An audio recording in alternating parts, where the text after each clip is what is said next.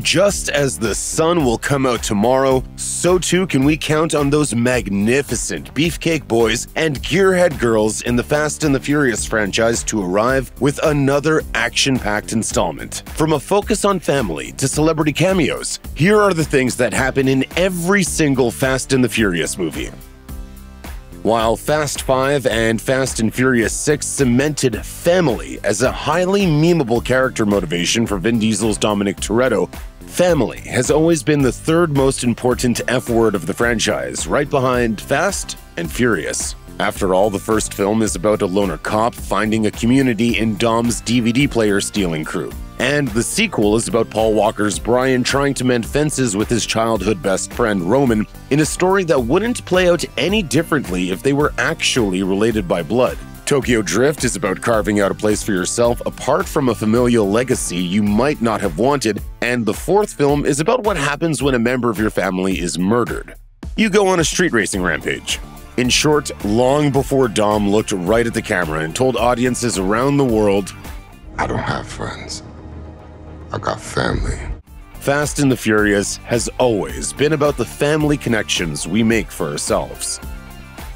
The Fast and the Furious franchise as it stands today feels more like a James Bond spin-off series than the adventures of a bunch of street racing dirtbags that we started with. Still, even as the stakes have gotten higher and Dom's family has gotten bigger, a major constant in the franchise is that most problems can be solved with fast cars. It might seem silly to point this out, after all, one of the two major adjectives in the franchise's title is related to speed, but considering how massive the set pieces have become, it's comforting that the main solution to any problem has always been fast cars driving where you wouldn't expect cars to drive. Whether it's destroying the entire police force of Rio de Janeiro in Fast 5 or taking out a nuclear submarine in Russia with the use of an American muscle car, there's no problem in the Fast and the Furious world that can't be solved by living your life 1/4 mile at a time.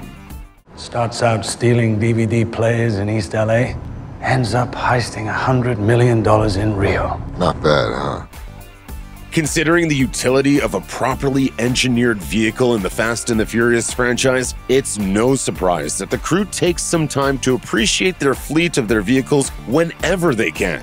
The Fast family are a bunch of gearheads at heart, and that means their cars aren't just tools for super spy adventures. The cars are a reflection of themselves. Before the franchise became as action-driven as it is today, the cars were arguably the biggest draw of the early films, and that aesthetic appreciation remains a core driver in the franchise. No matter how high the stakes are, there's always time for the characters to pause and admire the cars they'll be driving in upcoming scenes. That moment arguably reaches its peak in Fate of the Furious, when little nobody takes the Fast family into a secret government warehouse full of confiscated vehicles they can use to rescue Dom. Just because the world is at stake doesn't mean we can't take some time to peek under the hood. Here's something you might not have noticed. No good guy in the Fast and the Furious franchise has ever lost a fight. If that feels surprising, think about some of the greatest smackdowns in the films. There's Dom fighting Hobbs in a garage during Fast 5, Hobbs fighting Shaw early in Furious 7, or Dom fighting literally every other member of his family in Fate of the Furious.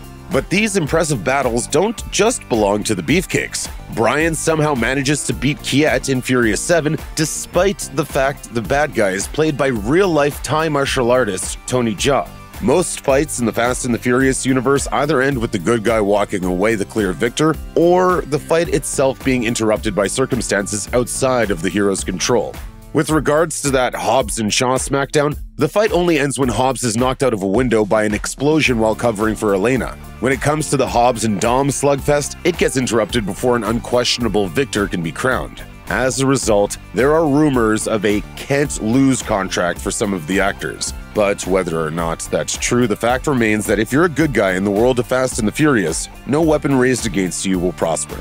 Even comic relief Roman gets a moment in Fate of the Furious where he knocks a guy off a snowmobile with a car door before shooting 3 other faceless goons. The Fast and the Furious franchise has earned a bit of a reputation for being needlessly complex, which isn't really fair. After all, the order of the films are simple. If you want to watch it chronologically, you just watch The Fast and the Furious, the short film Turbocharged, prelude to Too Fast, Too Furious, Too Fast, Too Furious, the short film Los Bandoleros, Fast and Furious, Fast 5, Fast and Furious 6, until the post-credit scene, then watch half of Fast and Furious Tokyo Drift. After that, take a break for sure. Then watch the post-credits to Fast and Furious 6, watch most of the rest of Fast and Furious Tokyo Drift, watch Furious 7 until Dom wants to go to Tokyo, then finish watching the very end of Fast and Furious Tokyo Drift before completing Furious 7 and enjoying Fate of the Furious. Oh, and watch Better Luck Tomorrow if you're a completionist and want to see the origin of Han. Simple, right? Okay, maybe the franchise has gotten pretty complex, but that's what happens when you keep building on the continuity without writing characters off between films. Each installment showcases either the appearance of an old character or at least a tossed-off mention to previous films. It can take the form of Brian investigating Fast and Furious villain Braga midway through Fast and Furious 6, or Dom relying on his Fast 5 crew in Fate of the Furious. But no matter who shows up or when, you can always count on some familiar faces to pop up in a Fast and the Furious film.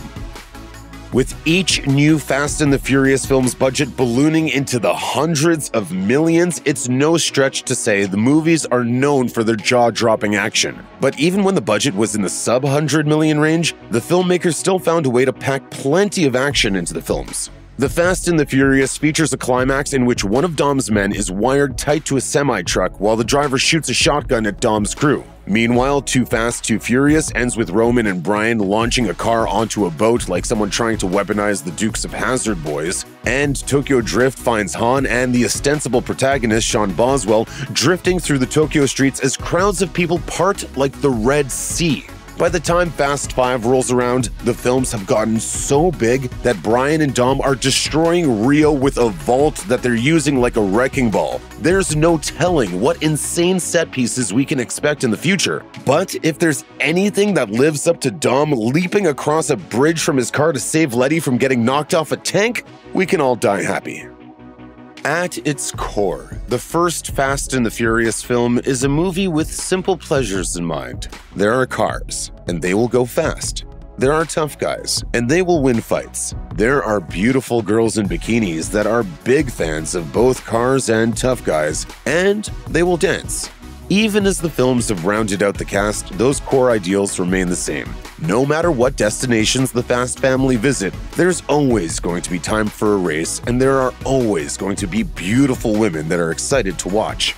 Even while Dom was working to restore Letty's memory in Fast and Furious 6, there was a London street race that featured plenty of car girls. It might be one of the strongest connective tissues uniting the various locales in the franchise, a signifier of car culture that surpasses any sort of division or geographical line. Or, most likely, it's because the Fast and the Furious directors like shooting scenes with gorgeous women in exotic locales. It's not all seriousness and widescreen action when you're a part of Dom's crew, sure. There's a chance that you'll be blown up by a former SAS operative or that you'll fall onto an endless airplane runway in the middle of a gun battle, but there are good times too. After all, Dom knows how to throw a killer party, even if the beer selection is limited. You can have any brew you want, as long as it's a Corona. Every film in the Fast and the Furious franchise has made time for a party, whether it's the now traditional post-action barbecue or the low-budget house party of the Fast and the Furious. Even Furious 7, grim as everything was in the wake of Han's untimely murder, still found time to have a party DJ'd by T-Pain in Abu Dhabi. When you live your life 1/4 mile at a time, you've got to leave room to celebrate. Check out one of our newest videos right here. Plus, even more Looper videos about the Fast Saga are coming soon. Subscribe to our YouTube channel and hit the bell so you don't miss a single one.